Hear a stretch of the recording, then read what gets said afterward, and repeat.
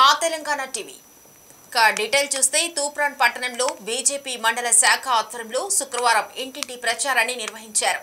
Bharatiya Janata party Medak parliament అభ్యర్థి మాధవనేని రఘునందన్ రావు సతీమణి మాధవనేని మంజులాదేవి ముఖ్య అతిథిగా హాజరై ఇంటింటి ప్రచారాన్ని నిర్వహించారు.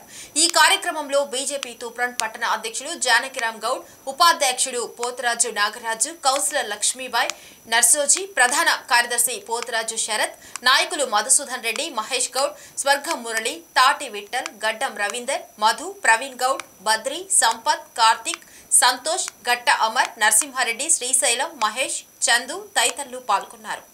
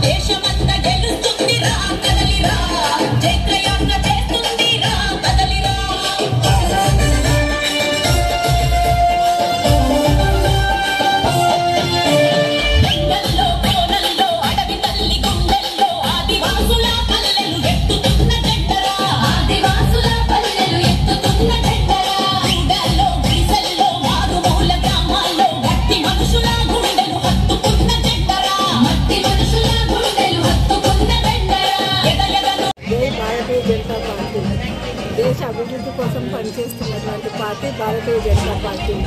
దేశ ప్రజల కోసం పనిచేస్తున్నటువంటి గొప్ప నాయకుడు నరేంద్ర మోడీ గారు 140 కోట్ల జనాభాను తన కుటుంబంగా భావించి మన కోసం అహర్నిశలు శ్రమిస్తున్నటువంటి మహానాయకుడు నరేంద్ర మోడీ గారు.